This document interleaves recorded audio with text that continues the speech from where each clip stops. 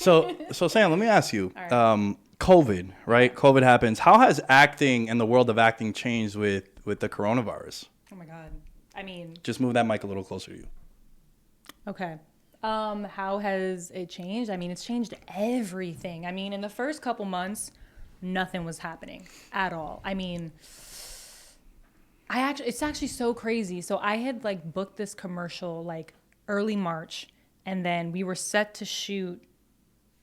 When did like everything shut down? Like what, like March 14th or something like that? So then they canceled it. And I was like, damn, okay, that sucks. And then they were like one of the first people who tried to figure out how to do like remote shooting. So like they ended up, so like on March 30th, I actually shot a commercial in my apartment where like I used my phone, like used the iPhone, and then the director was on Zoom and we figured it out. And it was a weird experience, but I think a lot of people, you know, especially in the commercial space, because people realized they needed to make money and they knew that actors were willing to like create their own content at home. You know, they call it, what is it, like user generated content or like self-generated. But, you know, so that was one way to keep people kind of working. But the work, especially in the beginning, was very limited. And I think that's just because this was a brand new space for people and they didn't know what was the right thing to do. They didn't know how to pull it off. But when it came to like theater, shut down. We don't know when Broadway is going to open up again, just because of the logistics of COVID, of having people in a safe space. And the truth of the matter is, you know, we haven't done a good job of containing COVID in this country. So, you know, there's a lot of people out of work. And I don't mean just actors. I'm talking about directors, producers, you know, well, the producers will be fine. They have money. But, you know, like technicians, like the lighting guys, you know, the coat check guys, even the ushers, like the set dressers, like hair and makeup. Like there's so many people out of work right now. And like, if anything, like there's this thing called the Actors Fund, which is an amazing organization, nonprofit, that they've helped me out. Like I've gotten money from them during this time. And, you know, you don't even have to be an actor. You can just be anyone in the creative arts space. And they want to help you because a lot of people are struggling right now. And I just think, you know, they don't get enough attention. So shouting them out, appreciate you. Film and TV, they took a while to come back. And even then, like, they're trying to do it safely, and it's hard, you know, because it's just, you just never know. Like, you know. Yeah, and there's so many moving parts. Yeah. You see it in sports. Like, I'm surprised that, I mean, at the time that we're recording this, I don't know exactly when it's going to go out. That's why it's more of like an evergreen, not like a time-sensitive subject. But, you know, it's before the divisional round of the playoffs. The NFL fans, they know what I'm talking about. And I was shocked that the NFL made it through the season because my take in the beginning was sort of what you were saying about the acting thing, where it's not just the actors, it's the coat check guys, it's the valet parking people, it's the waitresses, if it's in like a, you know, a Caroline's on Broadway, right? Or if it's on like Broadway, something of that nature. I mean, these are major industries that have so many people contributing to it. Yeah. And everyone's out of a job right now. I mean, but they're like with sports, you know, they are, when, you know, film and TV, they are casting and they'll do tests, you know, they'll make sure that if you do book the role, and everything is off self-tapes now. Like for a lot of shows, you used to be able to go into the casting office and into the audition room and like be with the person. They don't want that anymore. Like that's not happening. Everybody's working from home. And if you get cast, then a lot of the times they want you to quarantine for 2 weeks and then you get a test. And then if your test is negative, then you go on set. And then when you're on set, like they'll test you again. And, you know, there have been so many movies and film and like TV productions that have shut down after starting because someone tested positive. And that's just like, you know, that throws a wrench in production, that throws a wrench in money. Like it's a mess right now. I mean, everyone's just trying to do the best they can, but nobody has the right answers. We just want it to be over. Is there like a bubble set up for if you were to go on set to shoot a show? Like in the NBA, they had everybody in Florida in a bubble in Orlando. And it's like every single player was there. They didn't allow anyone to go there until like later on in the playoffs. I believe it was like the second round. And there you could have your wife come or some kids and family and girlfriends come. But before that, it was very strict. Like this one dude, Lou Williams, he like left to go to a strip club and he got like in trouble for that. Oh, I heard about that. Yeah. I mean, look, he's at a strip club where they have wings named after him. So like I feel him wanting to go over there. The fact that the strip club is even open right now, I mean, that's a red flag. Well, it was in the South, and like down the there South is a red flag just in general. Yeah. I mean, it's very chaotic down there. It's a mess. But like with the bubble, is that something that they do when you go to a site to shoot a show? I mean, from what I've heard, yeah. So like also during COVID, like I've also been on set twice now for commercials. And that was just more because it was just like a 1-day thing. I had to get tested right before the shoot and show that my test came back negative, and then we were allowed on set. And it was interesting because when you're on set, like now they make sure like when you go to like craft services, like the table with the food and drinks and stuff, I wasn't allowed to touch it. I had to ask a PA to grab me anything I needed from the table. I had my own individual lunch box with my name on it with exactly what I needed. In holding, like, you know, when I was waiting to go on set, I had my own little like area, and another actor would be like socially distanced at least 6 feet away. So, you know, and then it's crazy. You go in hair and makeup, and like I'm like the asshole who like has to take my mask off and everything, and then hair and makeup is wearing like a mask and then like a face shield and gloves, and it's just like what world are we living in? So that I feel the same way when I go get a haircut because my barber wears a mask, right? But then I'm not wearing one. Oh, you don't wear a mask? No, not when I get a haircut. Oh, is it because of like... Yeah, because he does my beard too. So like... That makes sense. Initially, like at the start, when he does like, he starts at the top or on the sides, I won't wear one. Yeah. But then like when he got to do the sides over here, I take it off. It's so weird. It's so weird. But I mean, like I said, like everyone's just trying to like keep going because we can't just... as much as like maybe we'd want to for safety, we can't just shut down everything because, you know, it's an economy that we still have to support and people need to work. But when it comes to film and TV, a lot of shows are doing that bubble thing. Like if you do book, like unless you're like, don't quote me on it, but like unless you book like a 1-day thing, if you're like a regular, like a recurring or a guest star, they might put you in like a hotel and everyone in that hotel, including like production people as well, the director and all of that, will be quarantining there together. If you're like on a longer project, like a film or something, they'll make sure everyone is together quarantining so that, and no one's allowed to come in, you're not allowed to go out. And yeah, they try to be as strict as possible because you don't want anyone getting sick. Like, you know, at the end of the day, like these productions, they have to pay insurance too. Like if someone gets sick, like that's bad for everybody. So, you know, there's major investors in all of these projects and nobody wants to lose their money. So, yeah, it's tricky. It's the same thing with the UFC. Like, Impy knows him, our buddy Jared Gordon. He fights in the UFC. And he fought on Fight Island in, I believe it was July. It was like a weird... So the UFC has this thing called Fight Week. Okay. Every year, and they run 3 events. So they do a Saturday, Wednesday, Saturday. It's like the biggest, it's like International Fight Week. It's a huge event. It's usually in Vegas. Right. Obviously, they couldn't do Thank you. July. Yo, you know, it's funny. The pay-per-view was on July 11th, and you know how we feel about the 11th. July. The real ones are born on the 11th. When's your birthday? March 6th. Oh, Pisces gang. Let's go. That makes sense. Yeah. So I'm March 11th. And we always have a running joke. We're like, yo, the real ones are born on the 11th. Oh, so our buddy Jared, when he fought in Abu Dhabi, he got tested, he told me, 9 times in 12 days. And every day, almost every day. Almost every day. He had to, he left from Florida because he's in Florida now. Right. Got tested, quarantined for a day. Left, went to Vegas, got tested in Vegas, quarantined for 48 hours, got on a flight to Abu Dhabi. When he lands, gets tested, quarantines for 48 hours. Okay. From there, gets tested again. Then there's the weigh-in, gets tested. Then it was crazy. He's like, yo, it was, even for me to come back, he said after his fight, he won his fight, he had to get tested another 3 times in order for him to leave to come back to the States. Damn. So... But at least they're doing that, though. I would rather be over-tested than under-tested. Yeah. Personally.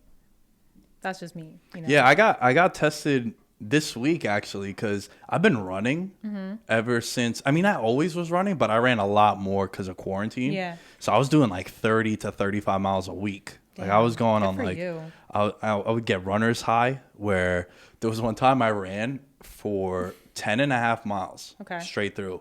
And I called my mom. I was like, you need to come and pick me up. Oh, you were done? You were I was shocked. Oh, I hate that when, like, I don't know if I can run back. Like, I can't do this. I ran from Glen Cove to Oyster Bay. Oh, that's far. It's about, like, 6 miles. And then I ran back, and then it said an hour and 40 minutes, 10 miles, personal best. I was like, it tired me out when it told me, when the Nike app when was you like, heard the number, you were I was like, like, oh, no, yo, I'm done. yeah. So I called my mom. I was like, yo, you got to come pick me up. She's like, is everything all right? I was like, yeah, I'm fine. I just can't walk. She's like, then you're not fine. I was like, nah, I'm just an idiot. And I just ran. Like, I never ran more than 5 miles. So then to do that, Yeah. it was a beautiful, like, it was like an August day, but it wasn't too hot. It was like 70 degrees. Yeah. And it was a Sunday. Yeah. And I was just like, yo, let me just go running. And I just like mapped out this whole And route. that's such a beautiful run too, from like Glen Cove to Oyster Bay. Yeah, and like, you take the back road, and it's quiet. There's no one around. You don't got to worry about cars.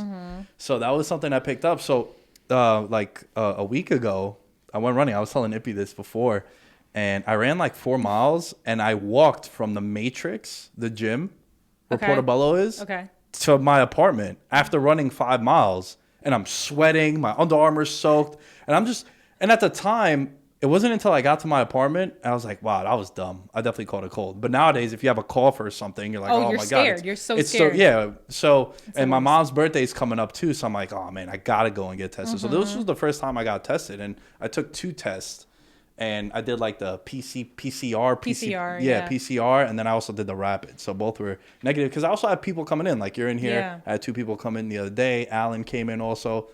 So again, it's all about like being responsible and just caring about others in that sense. You know, that's really what it comes down to. Like I totally understand when people are like, well, I'm not worried about myself. Well, I mean, I understand it. I mean, I get it to a certain extent. But, you know, like you just said, like it's about caring about other people. If you're going to go out in the world and like be around people, put on a mask. Just worry about other people besides yourself for once. You know? Yeah. Let me ask you this. Did you grow up in New York? Like you're born and raised in New York? I grew up on Long Island. Long Island. Yeah, that's right. You mentioned that in the past. What? And now you live in Queens. Yeah, I live in Astoria. Okay. How do you feel the city is right now with COVID? So weird. Weird, right? It's because so weird. And tell me how you feel about this. Okay. Isn't New York City a place for creatives and a place for people to, like, a lot of people move here because they're chasing something, right? Yeah. And I meet a lot of people that are not born and raised in New York that come to New York, and you kind of put up with the bullshit of living in a 1-bedroom studio paying $1,500, and it sucks. It's insane.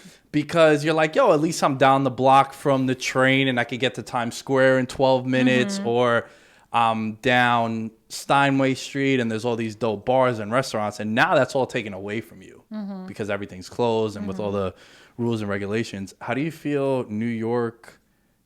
How do you feel about New York right now, being a creative living in New York? Being a creative living in New York. I mean, it's so different because, you know, before COVID, you walk down the street in Manhattan and everything's buzzing. Everyone's busy. Everyone's like hitting the pavement. Everyone's like going hard for whatever they're doing. And now you go into Manhattan and it's quiet.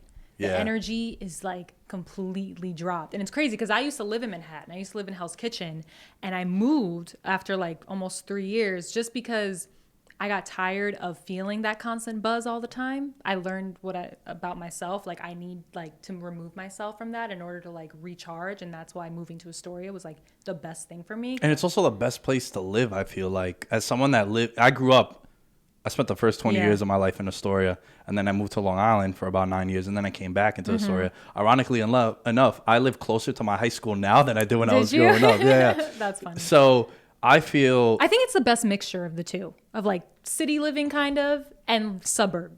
Oh, absolutely. I feel like it's right in the middle there. And the reason why it's such a popular town is because of the commute. Like, you could get to Lexington Avenue in 8 minutes taking the N train. Exactly. So you save some money as opposed to being in Hell's Kitchen or in the city. You're like, I'll just take the train and whatnot, and then I'm there if I need to. I mean, it's crazy how I like learned to love the train in a way, because like when I first moved to Hell's Kitchen, it was great because I was like, I can walk everywhere. Like all my auditions are up the block. Like I can walk to my job. This is great.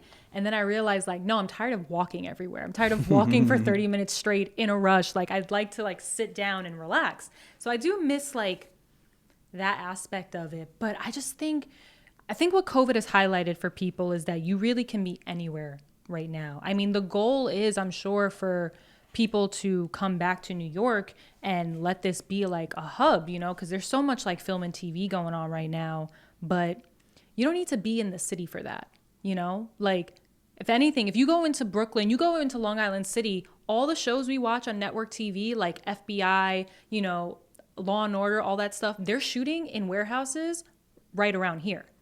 So the only thing you would go into the city for was the audition. So, you know, and now with self-tapes, you do it all from home. So you don't really need to be in the city anymore at all. And I think a lot of actors know that and they knew that beforehand because, you know, we're poor. We don't have a lot of money, you know, unless you have someone supporting you, like your family or something. But, you know, that's why you see a lot of actors in like Ridgewood or Washington Heights and Harlem, you know, in Queens too. I feel like not as much anymore in Queens. I feel like Queens used to be, and Astoria in particular, a popular spot for actors. And then Astoria got too expensive for them. So they moved to like Bushwick and stuff like that. So I don't know. I just think you can be anywhere now. Like you don't have to be in the city. Yeah.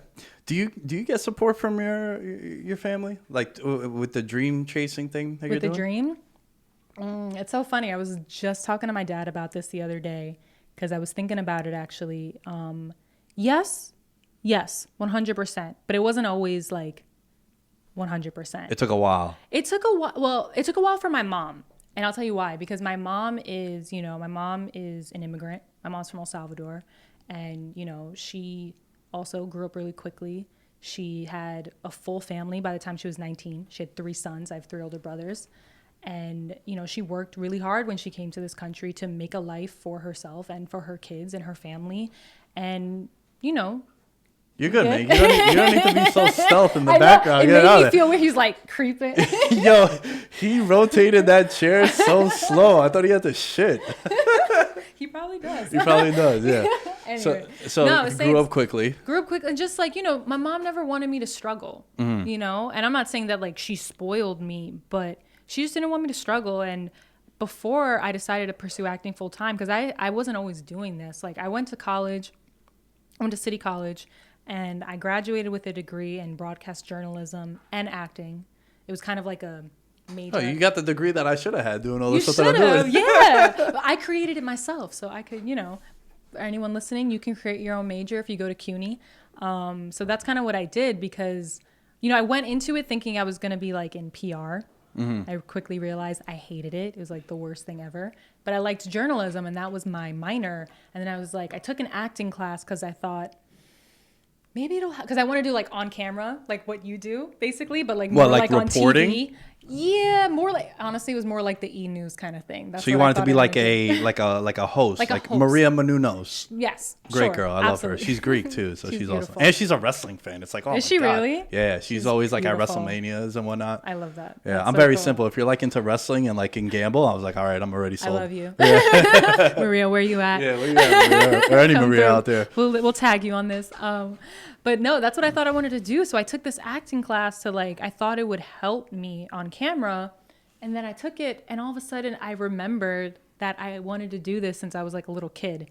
I just was extremely shy when I was a little kid. Like I was always in like chorus and stuff like that, but I knew at times I wanted to be an actor, but I don't know, I was just really shy and I would just get really nervous in front of people. So I forgot about it and I kind of let it go. Like I had some performances here and there in high school, but I never thought I could like do it as a job, like make a living off of it, you know? So yeah, I took the acting class and I was like, oh my God, like I feel something here. And then I got the major and that's what I thought I was going to do. But, you know, going back to that whole like hustle and like always being on the go and that grind, like I had been that way since, like I said, I was 15. And then by the time I'd graduated college where I always had an internship, a job, maybe 2 jobs, full-time school, study abroad. Like I was always doing something. All of a sudden I graduated and all of that got taken away from me. I'm telling you, I went through like the craziest identity crisis and like depression, like, cause I didn't know what I wanted to do. Like I didn't even with the acting, like I didn't have that like desire, like it didn't feel like something attainable to me. And I was like kind of like floating around for a bit and like traveling and just like trying to like figure shit out. I had this mentor in college who was the head of the journalism department, and we met up one day a year after graduation to chat. And she was just like, I know you're into the whole acting thing right now. That's how she said it. But, you know, I know these like journalism jobs you can get into. Like, I can get you an internship at CBS and I was like, no, I don't want to do that. I like journalism, but I don't want it to be my whole life. You work in a newsroom, that's your whole life. She's like, okay, well, I have a friend who works at this documentary production company. And I was like, okay, like that sounds interesting. Like that's like film related. That's still like, you know, sure, I'll do that. Mind you, I was still like super depressed during this time. And I was just doing it to like, honestly, look for some approval, because this was someone I looked up to, and I know she saw a lot in me potential wise, even if they didn't match up in what my heart really wanted. And I didn't want to disappoint her, and I wasn't feeling strong enough in what I wanted to do yet. So I just took it. And so I was an intern at this place, and the woman who ran it was like this really she's still really like this really well-known journalist. She used to be a CNN host, and yeah, so I started off as an intern. I was editing, and I was just like getting really into like those stories and doing that. And then my internship was over, and they were like, oh, we want to keep you. It's always making noise over there. We want to keep you, and we want you to be our office manager. And I was like, yeah, whatever, fuck it. Like, you know, I'll do that. And then I still kept thinking like, I'm going to audition on the side. And I just never got around to it. I was just kept like fucking around, traveling, like trying to do different things. And then a few months into that, the CEO's executive assistant quit. And then I was just covering while they were searching for a new one. Then a couple weeks into that, the CEO was like, no, I want you to have this job. And I was just like, you know, she's like, this would be great for you. Like, it could line you up to be a producer one day. Like, this would be amazing. And like, this is like, I'm not going to say her name, but this is like a really, really well-known person. And so again, getting that cosign from them was validation in a way. Exactly. It was another thing. It was basically what happened with my mentor. It was another person who was like really up there and was like, I can see you doing this thing. And because I didn't have that inner strength to be like, no, but that's not what I want, I said, even though I knew this is going to be my whole life, I'm going to be miserable, I just took it, because I thought security, like going back to my mom, you know, that whole idea of security, being safe, and like this was like on paper, this looked like a really good job and a really good opportunity, even though something inside of me was like, this isn't what you want. But I took it. And then a year into that, hated it. And I remember sitting down, I was telling my dad about this the other day. I was sitting down at a Panera with my mom, and I was telling her, I'm like, I'm just really not happy. You know, like I think I want to maybe go back to acting. And, you know, and this was like the universe talking to me, because one day I was standing outside my office, and a friend of mine who I had been in an acting class with was walking down the street. And I was like, what are you doing here? And she's like, oh, I'm in this conservatory across the street. And I was like, this feels like a sign. So I was like, maybe I just need to take one more acting class and just see how it goes. And I did. And I realized like, nah, this is the only thing that makes me feel alive.